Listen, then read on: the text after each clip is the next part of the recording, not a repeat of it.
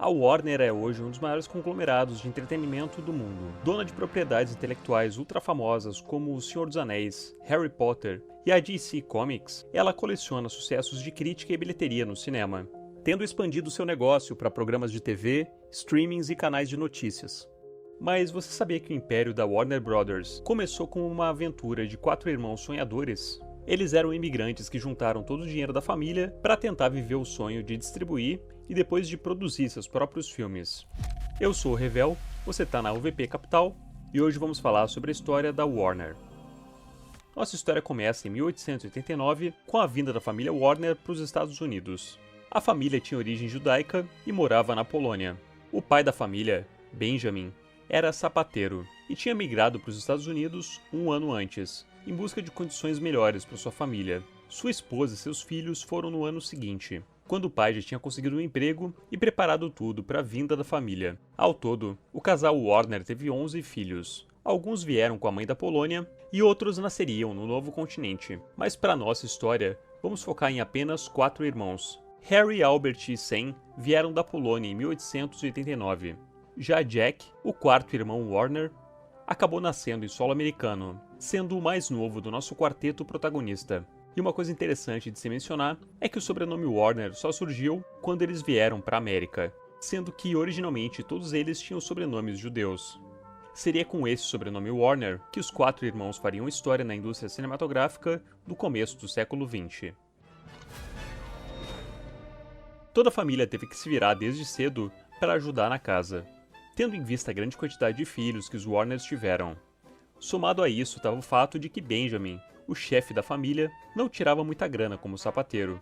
Então todos os filhos da família ou começaram a trabalhar cedo na sapataria do pai, ou começaram a trabalhar por fora para ajudar nas contas da casa. Sam foi um dos filhos que começou a trabalhar ajudando seu pai na sapataria, mas depois ele começou a desempenhar outras funções por fora para garantir uma grana extra. Sam foi o primeiro Warner a se aventurar no mundo da arte.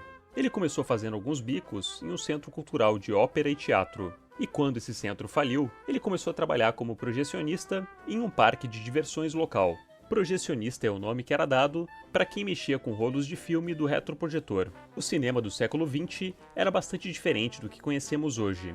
Os filmes eram todos em preto e branco, tinham uma duração muito menor, além de não terem som. A projeção de filmes e toda essa coisa do recém-inventado cinema encantaram Sam, que ficou apaixonado pelo filme The Great Train Robbery. Essa era uma produção de 1903 que contava a história de um grande assalto em um trem, numa sequência de 13 minutos. Sam começou a imaginar que ele próprio poderia tocar um negócio no ramo da projeção de filmes, e convenceu seus irmãos Harry e Albert a comprarem um retroprojetor. Seus 2 irmãos nessa época já tinham começado uma empreitada no mundo dos negócios, investindo tudo que eles tinham para abrir uma loja de bicicletas. Mas de algum jeito Sam conseguiu convencer os 2 a vender a loja e investir os $1000 da venda nesse novo projeto. Além disso, o pai deles também vendeu um relógio de ouro que a família tinha e o cavalo de estimação dos Warner para ajudar Sam nesse novo negócio. Os 3 compraram um retroprojetor e começaram a fazer exibições de filmes de forma itinerante em eventos culturais nos estados de Ohio e Pensilvânia. O negócio deu tão certo que alguns anos depois, eles decidiram montar um cinema fixo, onde exibiriam seus filmes diariamente sem precisar ficar se deslocando. Para isso, eles compraram um prédio em Newcastle e batizaram o local de Cascade Movie Palace. Lá eles improvisaram seu próprio cinema, pegando cadeiras emprestadas de uma funerária. O empreendimento, por incrível que pareça, acabou dando muito certo para os irmãos, que no fim das contas, ainda chamaram o caçula Jack para ajudar nos negócios, fechando assim o quarteto Warner. Eles abriram um novo cinema em Ohio, e quando as coisas pareciam ter dado certo, aconteceu um problema no licenciamento da distribuição de filmes. A Edison Trust, dona dos principais filmes da época, passou a cobrar mais caro das distribuidoras para exibirem seus filmes. Essa mudança acabou dando uma rasteira, não só no empreendimento dos Warners, mas no mercado de cinema como um todo. E muitas distribuidoras independentes acabaram fechando as portas nesse período. Os Warners decidiram vender toda sua operação por $52 mil. Isso acabou capitalizando o quarteto para a nova etapa da Warner.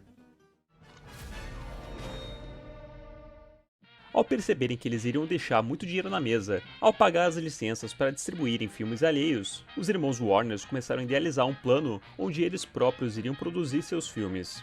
A Edison Trust era a grande produtora da época, que mantinha o monopólio dos direitos da maioria dos filmes produzidos até então. Os irmãos Warner entenderam que aquela era a hora deles começarem a produzir seus próprios filmes se quisessem sobreviver nesse mercado do cinema. Em 1918, eles produzem seu primeiro filme, Meus 4 Anos na Alemanha, uma história baseada em fatos reais, vivida pelo embaixador dos Estados Unidos na Alemanha. Os Estados Unidos, naquela época, estavam no auge da Primeira Guerra Mundial, e a escolha de adaptar a biografia do embaixador dos Estados Unidos na Alemanha foi muito bem acertada, sendo que o tema Guerra na Alemanha estava muito em alta naquela época.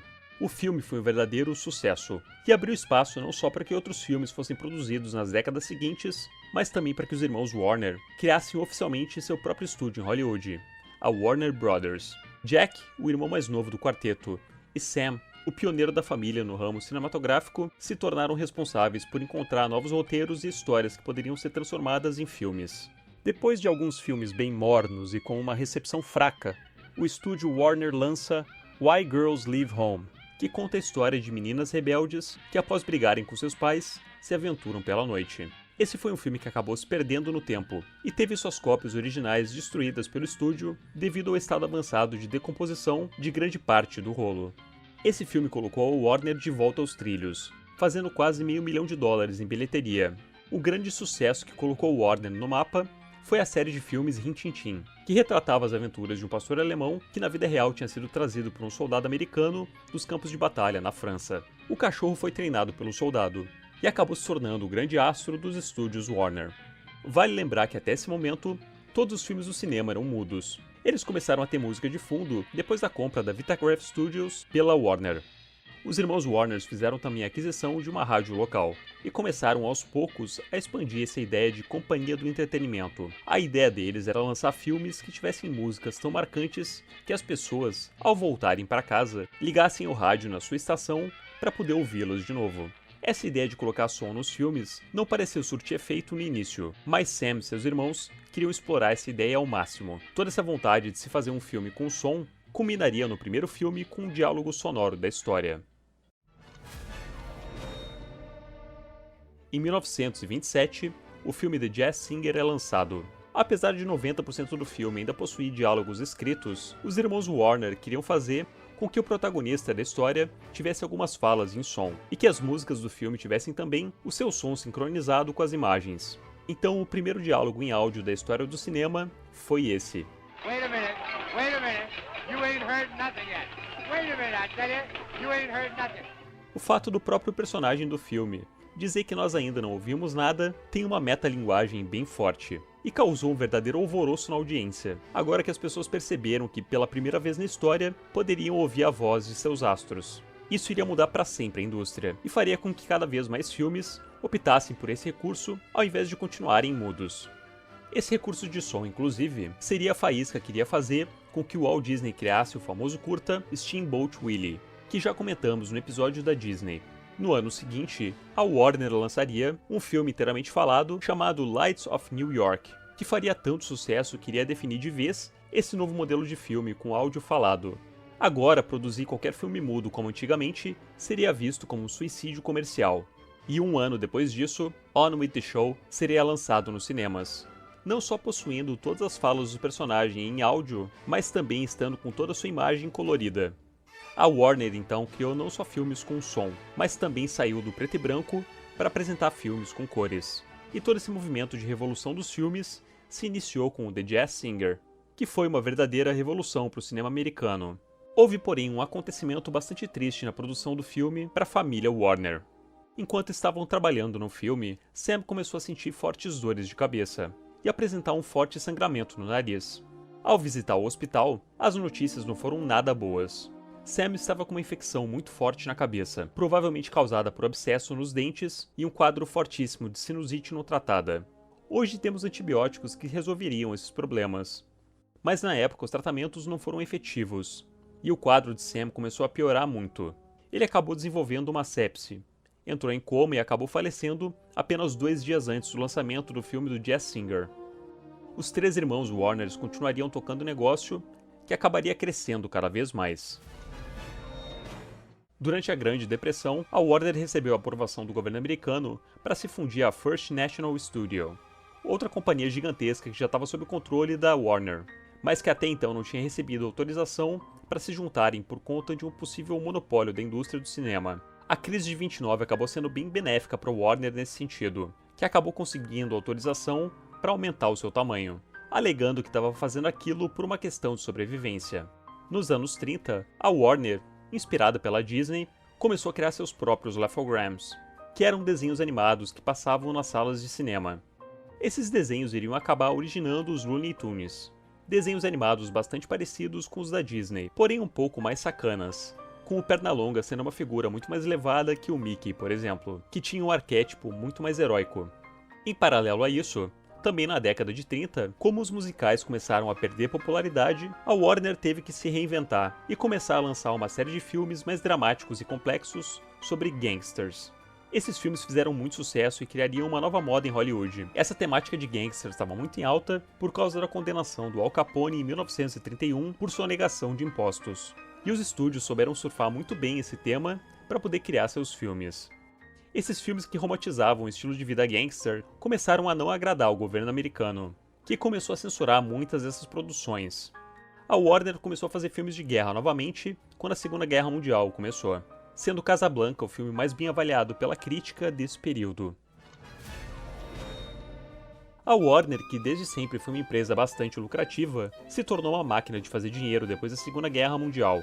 Ao mesmo tempo, a gestão da Warner não parecia tratar seus funcionários e atores com muito zelo.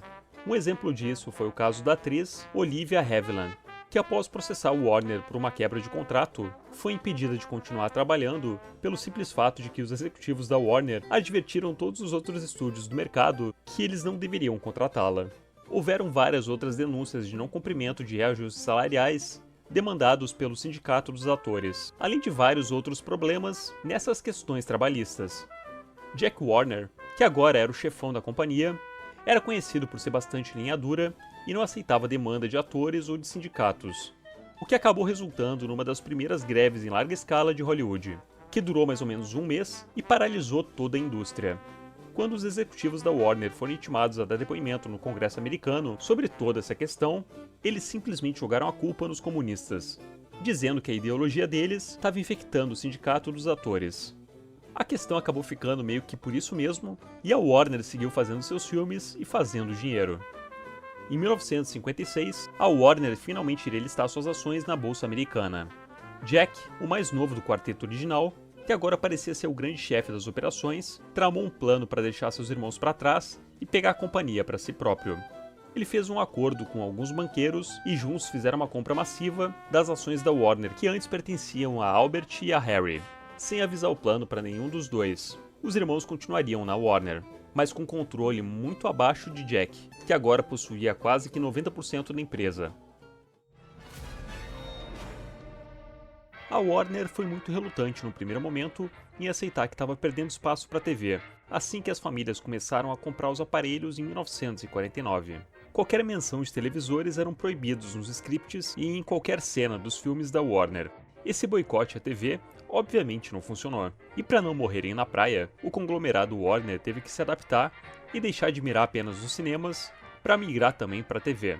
Nos anos 50, a Warner começou a produzir séries de detetive para a TV, além de focar em filmes com a temática de Velho Oeste nos cinemas.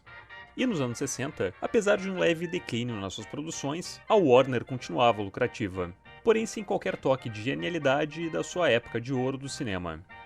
Jack acabou vendendo grande parte das suas ações da Warner em 1966 por 32 milhões de dólares para a dupla de investidores Elliott Kenneth Hyman, dois canadenses que mudaram o nome da companhia para Warner Bros. Seven Arts Production.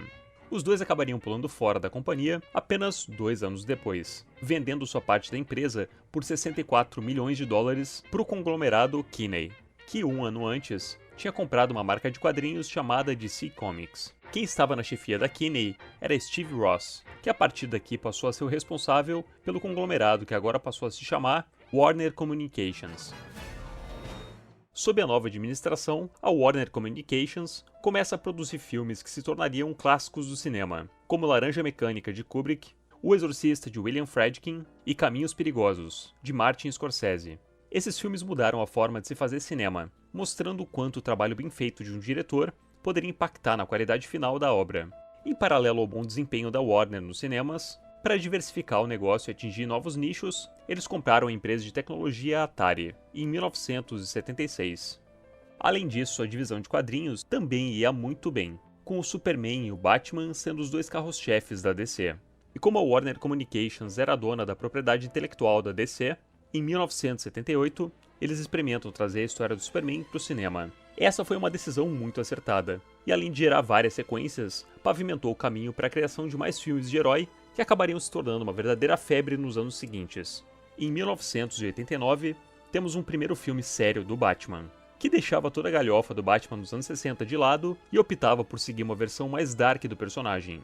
O filme na época foi a maior bilheteria da Warner, e assim como o Superman, teria várias sequências até ser descontinuado, devido ao fracasso de crítica de Batman e Robin de 1997. Ainda em 1989, a Warner foi comprada e fundida com um outro grande conglomerado, a Time, que pagou 14 bilhões nessa aquisição. A Time era outra gigante do entretenimento, mais focada em jornais e programas de TV, como a HBO. Esse conglomerado formado pela Time e Warner acabou incorporando ainda mais marcas através da compra da Tribute Company, que tinha no seu portfólio canais como a CNN, a TNT e o Cartoon Network, que agora passaram a também ser propriedade da Warner. A Time Warner acabou sendo comprada por uma empresa chamada AOL, ou América Online. Essa foi uma das inúmeras empresas que passaram a não valer mais nada depois da crise da bolha.com. E para a sorte deles, eles pegaram todo o hype do pré-crise e usaram dinheiro para comprar a Time Warner, que era uma empresa legítima. A Warner deixou de usar o nome AOL para não remeter a esse fracasso da bolha.com, e continuou nesse processo de expansão. Em 2001 é lançado o primeiro filme da série de livros de fantasia da escritora britânica J.K. Rowling, Harry Potter e a Pedra Filosofal. O filme faz um sucesso inacreditável, tendo uma bilheteria que, contando com todas as suas reexibições, dá quase $1 trilhão. Isso garantiu à franquia 7 filmes de sequência, além de diversas atrações e parques temáticos pelo mundo, em uma parceria da Warner com a Universal Studios. O sucesso do Harry Potter fez a J.K. Rowling, criadora da série, se tornar a escritora mais rica do mundo, além de consolidar o universo mágico do Harry Potter no imaginário de gerações inteiras. Outro sucesso esmagador da Warner dos anos 2000 foram a série de filmes Matrix e a adaptação da obra clássica de Tolkien, O Senhor dos Anéis, que infelizmente acabou não tendo sequências muito boas, mas que não tiram o brilho da trilogia original. Depois de anos em um hiato de filmes de herói, a Warner volta a produzir filmes do Batman, agora com a direção de Christopher Nolan, diretor em ascensão que, além de entregar uma trilogia maravilhosa do Cavaleiro das Trevas, se tornaria um dos diretores mais renomados do estúdio, entregando obras-primas como A Origem de 2010, Interestelar de 2014 e a adaptação da biografia de Oppenheimer em 2023, que ganhou 7 Oscars da Academia. Ao ver o conglomerado rival Disney fazendo o universo cinematográfico da Marvel, a Warner tenta correr atrás do prejuízo, colocando Zack Snyder para criar um universo cinematográfico da DC. O resultado acaba vindo abaixo das expectativas, com filmes que desapontam na bilheteria e fazem com que o próprio estúdio sabote Zack Snyder, que é chutado para fora do projeto durante as gravações do seu filme da Liga da Justiça. Filme que acaba indo muito mal na bilheteria e que acaba sendo relançado anos depois com a versão do diretor. O universo de heróis da DC no cinema foi parcialmente descontinuado desde então, e existe uma promessa hoje de que James Gunn, agora o novo chefe criativo dessa divisão, vai reerguer esse projeto das cinzas e trazer a DC de volta ao páreo. Mas eu particularmente só acredito vendo. Em 2018, a Warner foi comprada pelo conglomerado AT&T por $85 bilhões, renomeando a Warner novamente para Warner Media e lançando a plataforma de streaming HBO Max, que passou a se chamar só Max depois da fusão da Warner com o Discovery Channel, surgindo assim a versão final da Warner, pelo menos por enquanto. Ela passou a ser chamada agora de Warner Bros. Discovery. E a verdade é que essas aquisições e fusões provavelmente nunca vão parar de acontecer. E essas gigantes do entretenimento sempre vão estar numa corrida para estar um passo à frente dos conglomerados rivais. Hoje, a Warner Bros. Discovery se mantém firme como uma das maiores empresas desse setor. E se você quiser se tornar sócio dela, pode fazê-lo comprando suas ações na Bolsa Americana com o ticker WBD, ou diretamente via ETF no Brasil com o ticker W1BD34. Lembrando que essa não é uma recomendação de investimento. Se vocês curtiram o vídeo, não esqueçam de deixar o like, se inscrever no canal, e eu vejo vocês numa próxima.